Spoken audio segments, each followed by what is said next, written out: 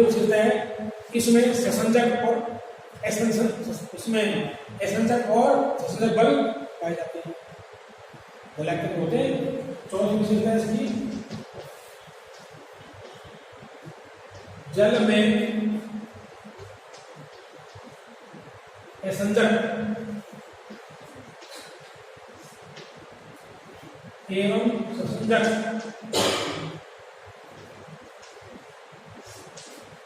बल पाए जाते हैं, मतलब बहुत हो गए, ससंजक और असंजक बल पाए जाते हैं। पांचवी विशेषता है जल की विशिष्ट ऊष्मा,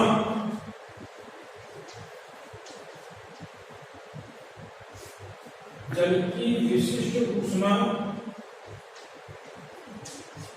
उच्च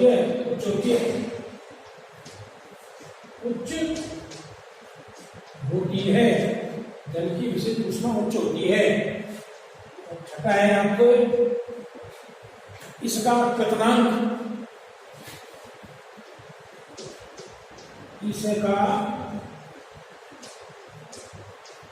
क्वथनांक भी उच्च होता है। तो आप देखिएगा जल के गुण एक बार दोबारा देखें कि जल की प्रकृति ध्रुवीय होती है, अर्थात जल ध्रुवीय प्रकृति का होता है। ध्यान देना, इसमें हाइड्रोजन बंध पाया जाता है, जल के अंदर हाइड्रोजन बंध पाए जाते हैं, इसलिए यह एक श्रेष्ठ विलायक होता है। श्रेष्ठ विलायक होने के कारण ही इसका सार्थक विलायक के रूप में उपयोग किया जाता है। इस गुण के कारण ही यह समस्त जीवों के लिए, यह समस्त जीवों की उपापचय क्रियाओं के लिए या जैविक क्रियाओं के लिए एक माध्यम का कार्य करता है। जल में असंजक और ससंजक बल पाए जाते हैं, जल की विशिष्ट ऊष्मा उच्च होती है, इसका क्वथनांक भी उच्च होता है। ध्यान देना, आज हमने प्लांट फिजियोलॉजी फर्स्ट या पादप कार्य की फर्स्ट के अंतर्गत जल का पादप से संबंध बताया और आगे इस बात को किया है। तो पादपों की जो क्रियाएं हैं इनके बारे में कल शुरू करेंगे हम। आगे है आपके विसरण, तो कल इसको बताएंगे हम। आज का इतना ही बहुत है। गुड मॉर्निंग डियर स्टूडेंट्स, मैं दिनेश कुमार देव, लेक्चर बायोलॉजी। आज आपको हम यूनिट सेकंड, ध्यान देना, इकाई सेकंड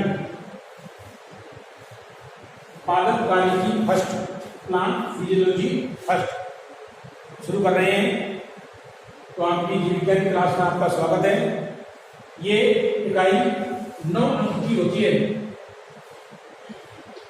सबसे बड़ी इकाई 9 अंक की, अंकों में 9 अंक की है। इसमें आपको अध्याय 5, ध्यान देना, अध्याय 5 नाम है पादप जल संबंध। पादप जल संबंध, इस नाम से अध्याय आपके। तो देखिएगा, सबसे पहले पादप कार्य की, प्लांट फिजियोलॉजी, इसे हम पादप शरीर क्रिया विज्ञान भी कहते हैं। तो सबसे पहले प्रश्न यही होता है कि पादप कार्य की या पादप शरीर क्रिया विज्ञान क्या है, किसे कहते हैं। उसमें देखिएगा, पादपों की समस्त जैविक क्रियाओं, पादपों की समस्त जैविक क्रियाओं के अध्ययन को पादप कार्य की या पादप शरीर क्रिया विज्ञान कहते हैं। ध्यान दीजिएगा, पादप भी जीव हैं, तो उसके शरीर में जो क्रियाएं होती हैं कोशिकाओं में, उस समस्त क्रियाओं का अध्ययन क्या कहलाता है, पादप कार्य की कहलाता है। अब प्रश्न उठता है कि पादप कार्य के जनक या पादप शरीर क्रिया विज्ञान के जनक, फादर ऑफ फिजियोलॉजी किसे कहते हैं। तो देखेंगे ना, स्टीफन हिल्स को पादप कार्यकी का जनक कहा जाता है। स्टीफन हिल्स को क्यों कहते हैं? क्योंकि इसमें पादपों के बारे में, पादप क्रियाओं या शरीर क्रियाओं के बारे में बताया था। अब प्रश्न आता है कि भारतीय पादप कार्यकी या भारतीय पादप शरीर क्रिया विज्ञान का जनक किसे कहते हैं? इसमें आता है आपको sir J C boss. Sir J C boss को कहा जाता है और उनका पूरा नाम है जगदीश चंद्र बॉस। इन्होंने पादपों के कार्य के बारे में अध्ययन किया, इसलिए इनको क्या कहते हैं? सबसे पहले भारतीय पादप कार्यकी का जनक। तो सबसे इसी के बारे में अध्ययन करेंगे कि पादप कार्यकी क्या है। इसमें आप देखिएगा परिभाषा लिखिए इसकी, आप पादप कार्यकी हेडिंग डालें, पादप कार्यकी। पादप कार्यकी इसे एक नाम और दिया गया है पादप शरीर क्रिया विज्ञान। पादप शरीर क्रिया विज्ञान, इसे इंग्लिश में बोलते हैं plant physiology. Plant physiology, plant physiology. देखिए स्टूडेंट्स, इसकी परिभाषा देखेंगे हम। देखिएगा परिभाषा लिखें,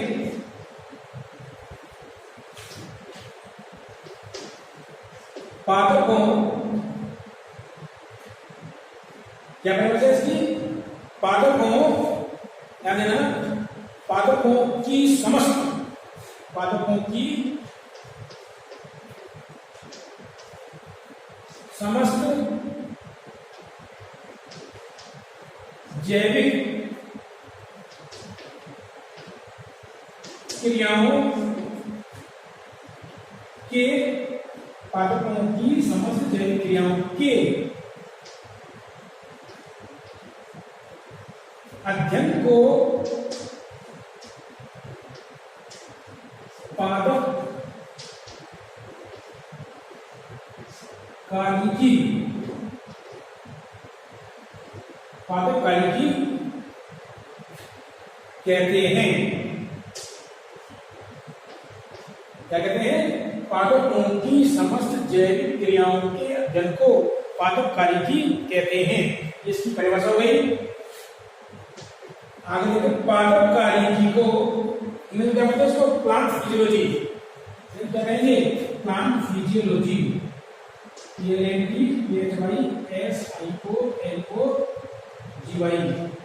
प्लांट फिजियोलॉजी। देखिएगा, पादप कार्यकी को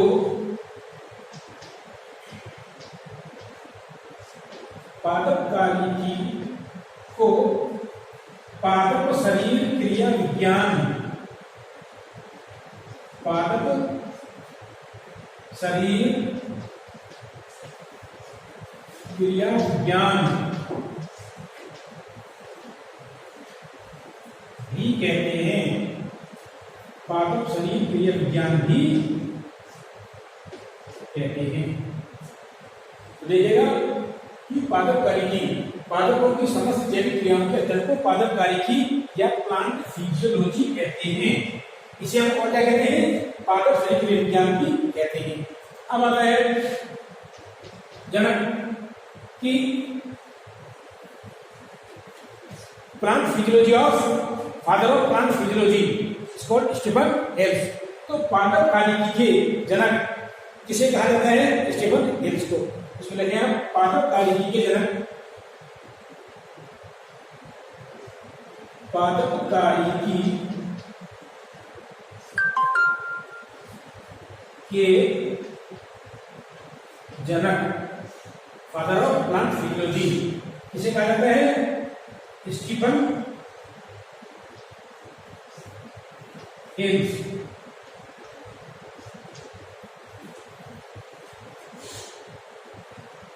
को कहते हैं।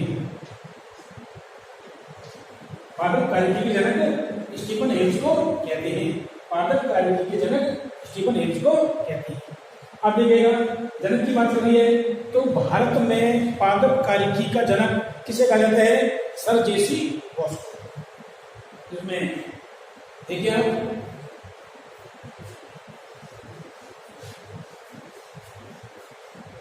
Indian plant physiology, father of Indian plant physiology is called sir J C Bose. इन्होंने इंडियन टेलीग्राफ प्लांट पर कार्य किया था। सुन देखिएगा,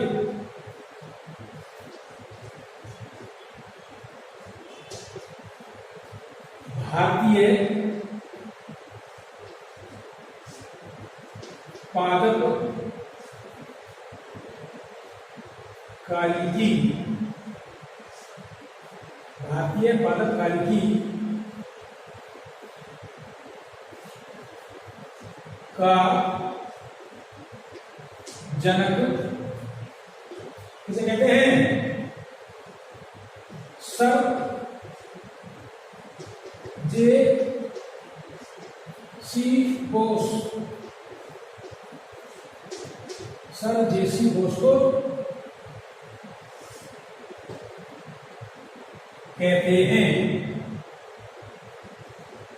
सर जेसी बोस को कहते हैं। भारतीय पादप कार्यकी के जनक सर जेसी बोस को कहते हैं। इनका पूर्ण नाम क्या है? जान लेना, जगदीश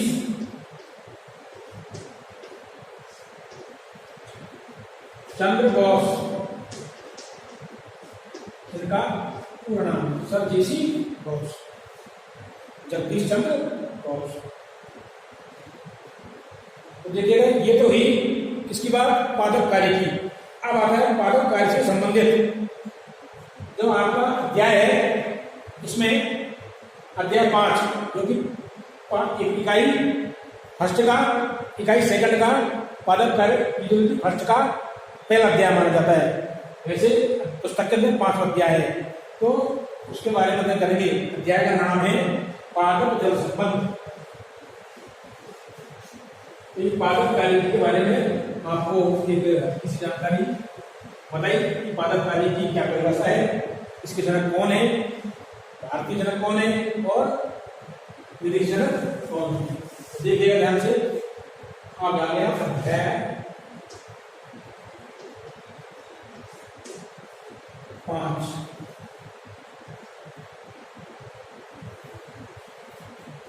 पादप जल संबंध, किस नाम से अध्याय है? पादप जल संबंध, पादप जल संबंध। ध्यान दीजिएगा स्टूडेंट्स, पादपों का जल के साथ क्या संबंध है, या जल का पादप के साथ क्या संबंध है? ऐसी जल में कौन कौन सी विशेषताएं पाई जाती हैं जो जीवों के लिए अत्यंत महत्वपूर्ण होती हैं? अर्थात ध्यान देना, आपने कहावत सुनी होगी, जल ही जीवन है। ध्यान देना, हमारे शरीर की समस्त क्रियाएं या पादपों के शरीर की समस्त क्रियाएं, जो भी जीव है सबकी समस्त क्रियाएं, जैविक क्रियाएं या उपापचय क्रियाएं जल के माध्यम से संपन्न होती हैं। तो जीवों के लिए जल या जीवों के जीवन के लिए जल एक महत्वपूर्ण माध्यम होता है, जिससे उनकी समस्त उपापचय क्रियाएं या सारी क्रियाएं संपन्न होती हैं। तो आप इसके बारे में जान लें। जाने पादप जल संबंध, पादप जल संबंध। तो इसमें जो भी आपको आएगा उसके बारे में बताएंगे। ध्यान दीजिएगा, जल एक ध्रुवीय है। ध्यान देना, जल एक ध्रुवीय शेषवितरक यौगिक होता है। अर्थात जल की प्रकृति कैसे होती है? ध्रुवीय होता है, जिसका उपयोग प्रकृति में सार्वत्रिक विलायक के रूप में किया जाता है। कैसे किया जाता है? प्रकृति में सार्वत्रिक विलायक के रूप में किया जाता है। पादपों की समस्त जैविक एवं क्रियात्मक क्रियाओं के लिए जल एक महत्वपूर्ण माध्यम के समान कार्य करता है। अर्थात जल एक महत्वपूर्ण माध्यम होता है, आवश्यक माध्यम होता है।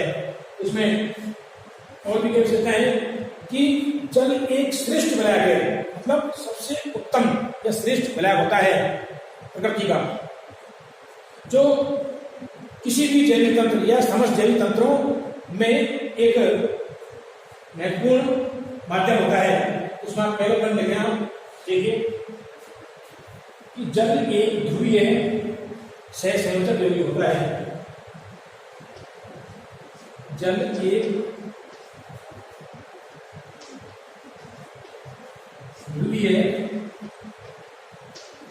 सहसंयोजक यौगिक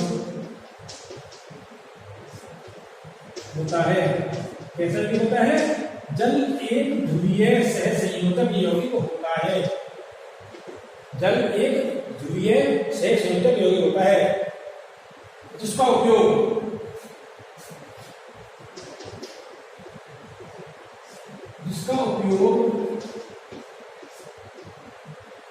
प्रकृति में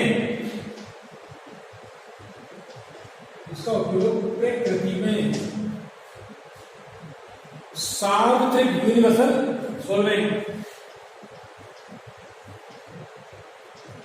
सार्वत्रिक विलायक, ध्यान दीजिएगा, सार्वत्रिक विलायक के रूप में किया जाता है या होता है। सार्वत्रिक विलायक के रूप में किया जाता है। एक ध्रुवीय क्या है? जल एक ध्रुवीय सहसंयोजक यौगिक होता है जिसका उपयोग प्रकृति में सार्वत्रिक विलायक के रूप में होता है या सार्वत्रिक विलायक के रूप में किया जाता है। दूसरी विशेषता क्या, ध्यान देना, पादपों की जैविक एवं क्रियात्मक क्रियाओं के लिए जल एक आवश्यक माध्यम होता है। आप देखो, पादपों की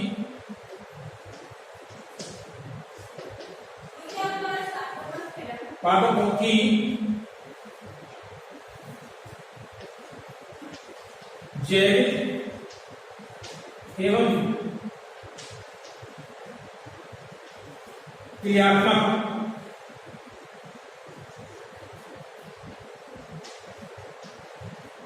क्रियाओं पादपों की समस्त या पादपों की जैविक क्रियाओं के लिए क्या होता है? एक आवश्यक माध्यम होता है। पादपों की जैविक एवं क्रियात्मक क्रियाओं के लिए जल एक आवश्यक माध्यम होता है। आवश्यक माध्यम होता है अर्थात पादपों की जितनी भी क्रियाएं हैं, क्रियात्मक क्रियाएं या जैविक क्रियाएं, जिनमें क्या बोलते हैं हम, उपापचयी क्रियाएं, मेटाबॉलिक रिएक्शंस या मेटाबॉलिक रिएक्शंस। तो पादपों की समस्त जैविक एवं क्रियात्मक क्रियाओं के लिए जल एक आवश्यक माध्यम होता है।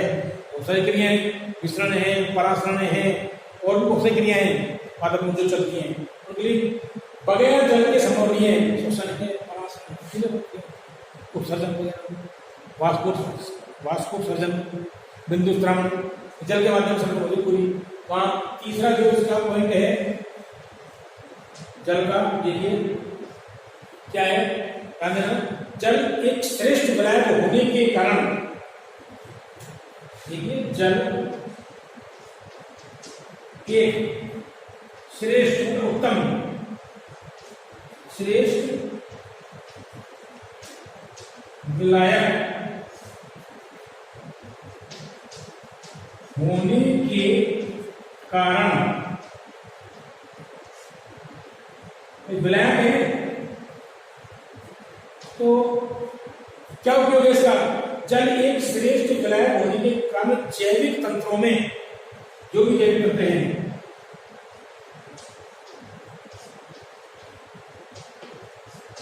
जैविक तंत्रों में क्या होता है?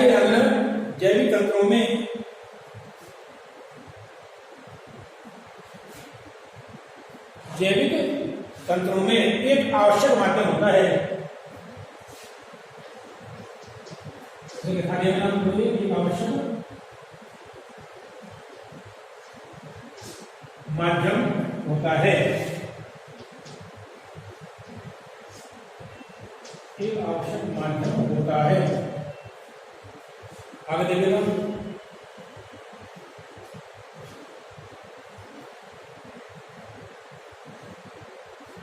रखो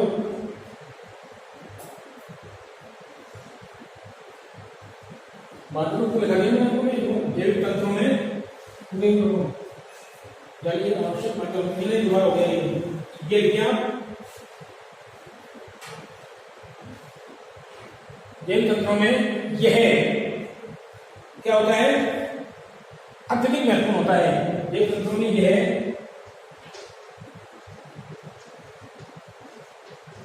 अत्यधिक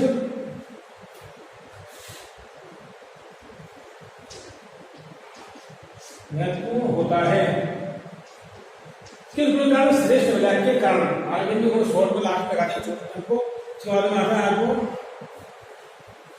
तो देखो अब देखिए जब भूत होने का हमारी समस्त पापी क्रियाएं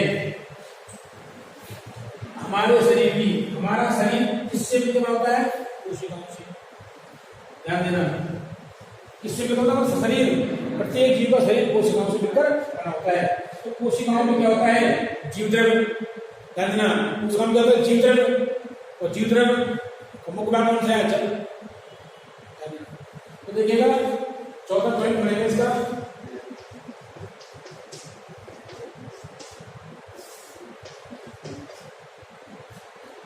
देखिएगा इसमें आपको आ जाता है कि कोशिकाओं के जीव द्रव्य, कोशिकाओं के जीव द्रव्य के जैविक भार का, कोशिकाओं के जीव द्रव्य के जैविक भार का लगभग 90% भाग क्या होता है, जल होता है। हमारे शरीर की कोशिकाओं में या जंतु कोशिका में जल की मात्रा कितनी, 70 से 90% जल की मात्रा होती है। तो देखिएगा इसमें आप लिखें कि क्या लिखें, कोशिकाओं के जीव द्रव्य,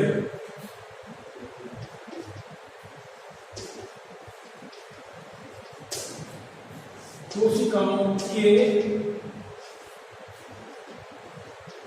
जीव द्रव्य।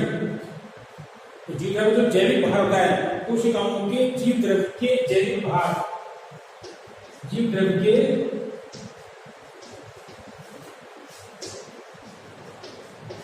जैविक भार, बायोलॉजिकल वेट, जैविक भार का लगभग, जैविक भार का लगभग 90% भाग, 90% भाग जल होता है। कितना परसेंट होता है, लगभग 90% भाग जल होता है। किंतु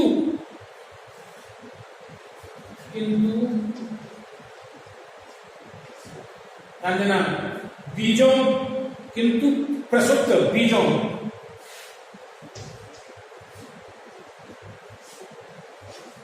प्रसुप्त बीजों एवं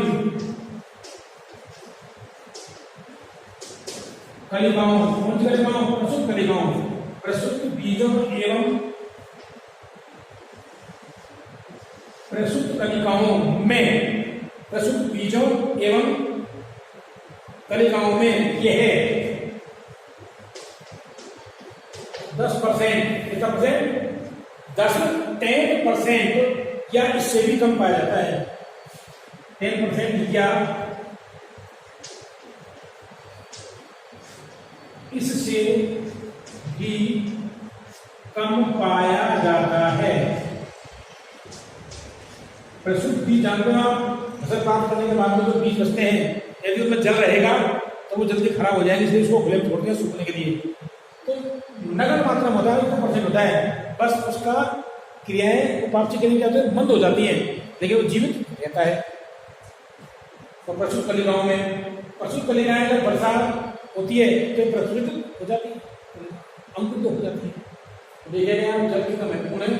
आगे आता है आपको कि पादप कोशिकाओं की, ध्यान देना, पादप कोशिकाओं की विभिन्न क्रियाओं जैसे खनिज पोषकों का अवशोषण, जो पढ़ेंगे आपके बारे में कि पादपों की विभिन्न जैविक खनिज पोषकों का अवशोषण, इनके वितरण, इनके पोषकों के वितरण और प्रकाश संश्लेषण में जल महत्वपूर्ण होता है।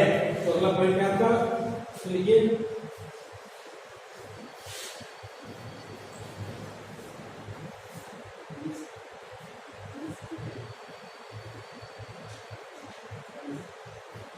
देखिए पादपों की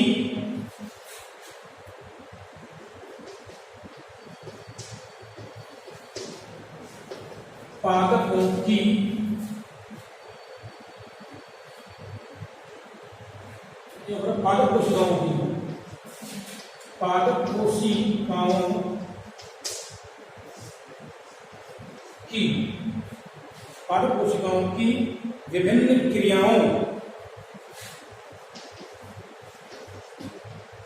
कोशिकाओं की विभिन्न क्रियाओं, जैसे खनिज पोषकों का अवशोषण,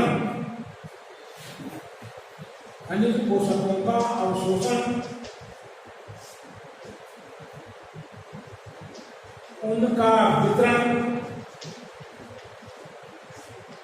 खनिज पोषकों को अवशोषित कर लिया और उन पोषकों का पादप के प्रत्येक भागों में वितरण और प्रकाश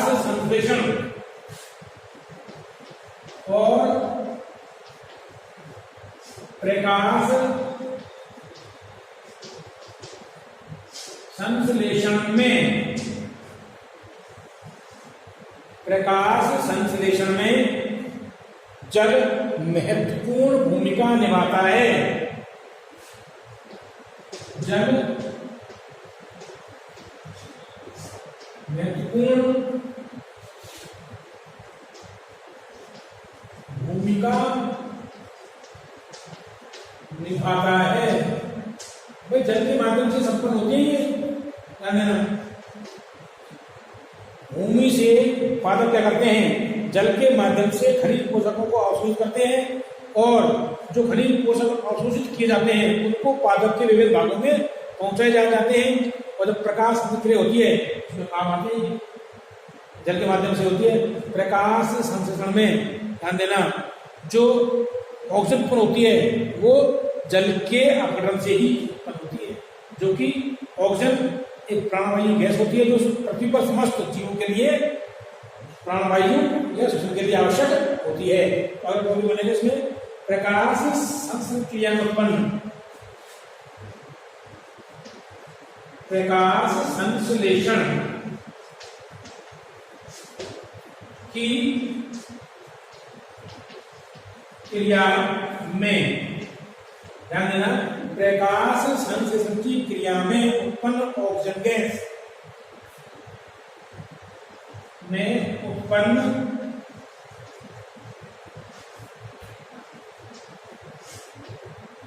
ऑक्सीजन गैस किससे प्राप्त होती है, जल से प्राप्त होती है। ऑक्सीजन गैस जल से ही प्राप्त होती है, क्योंकि जल में क्या होता है, प्रकाश से अपघटन होता है और जल अपघटन से क्या बनती है, ऑक्सीजन गैस प्राप्त होती है। अतः तो देखो पृथ्वी ऐसा ग्रह है जहां समस्त पादप होते हैं और जिन ग्रहों पर जल नहीं है वहां जीवन भी संभव नहीं है, क्योंकि जल नहीं है तो ऑक्सीजन प्राप्त नहीं होगी। अतः जिन ग्रहों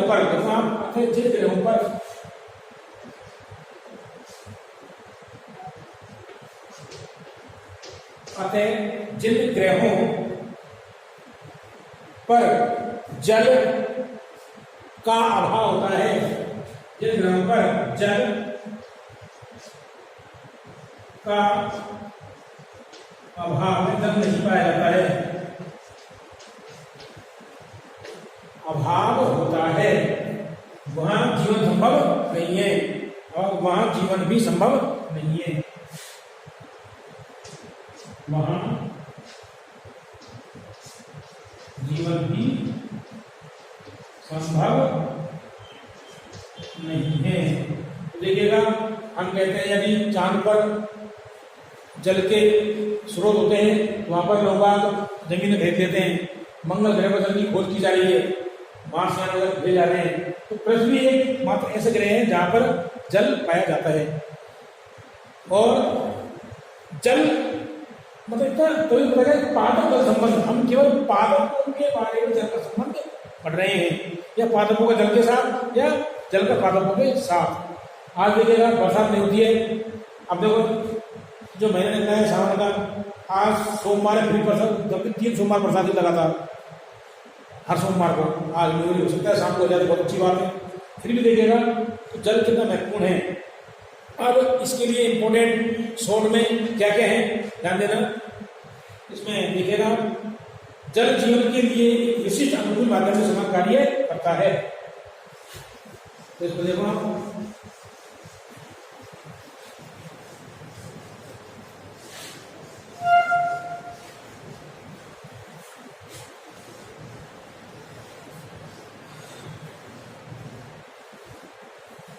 देखिएगा जल जीवन के लिए, ठीक है, जल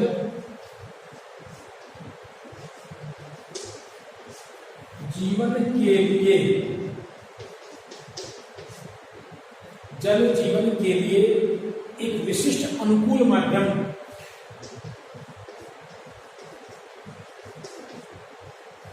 एक विशिष्ट अनुकूल माध्यम, एक विशिष्ट अनुकूल माध्यम के समान कार्य करता है, के समान कार्य करता है, के समान कार्य करता है। क्योंकि इसकी कारण क्या है? क्योंकि इसकी जल की, क्योंकि इसकी रासायनिक एवं भौतिक, क्योंकि इसकी रासायनिक एवं भौतिक विशेषताएं, रासायनिक एवं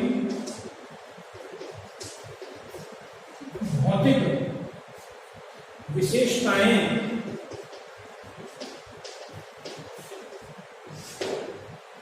क्या होती है? होती हैं, विशेषताएं होती हैं जो निम्नानुसार हैं, जो निम्नानुसार हैं। ऊपर जो हमने आपको पढ़ाया था वो पादपों का जल के साथ या जल का पादपों के साथ संबंध था। और अब हम पढ़ेंगे जल की विशेषताएं, ध्यान दीजिएगा। तो ये शॉर्ट पढ़ेंगे जल की विशेषताओं को, तो बहुत इंपॉर्टेंट है। इसमें आता है कि जल की क्या विशेषताएं होती है, और आपको पता है कि इसके अंदर जल कैसा प्रकृति होती है, इसमें कौन कौन से और रासायनिक भौतिक गुण पाए जाते हैं। तो आप देखिएगा रासायनिक या भौतिक गुणों के आधार पर जल में मुख्य विशेषताएं पाई जाती है जो निम्नानुसार हैं। इन विशेषताओं के आधार पर जल महत्वपूर्ण होता है प्रकृति के जीवों के लिए। तो आप देखिएगा पहली विशेषता है जो मैं आपको पहले बता देता हूँ। पहली,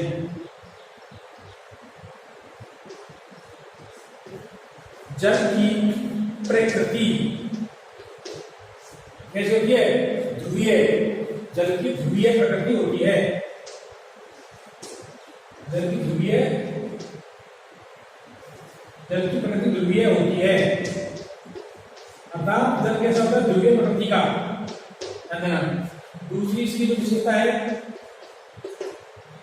क्या है? ध्यान देना, इसमें हाइड्रोजन बंध पाया जाता है। इसमें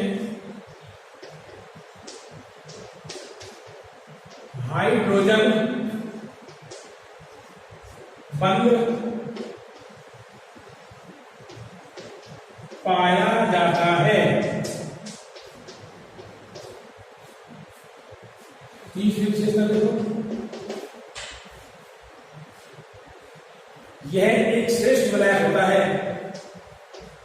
यह एक श्रेष्ठ उत्तम श्रेष्ठ विलायक होता है। विलायक किसे कहते हैं भाई? पढ़ा होगा आपने, विलेय प्लस विलायक बराबर विलयन। तो विलायक क्या है? जो किसी पदार्थ को या किसी विलेय पदार्थ को अपने में आसानी से खोल लेता है, विलायक कहलाता है। विलेय जो किसी विलायक में आसानी से घुल जाता है, क्या कहलाता है? विलेय कहलाता है। विलेय कोश के कारण हो सकते हैं, संदेना। तो आप देखिएगा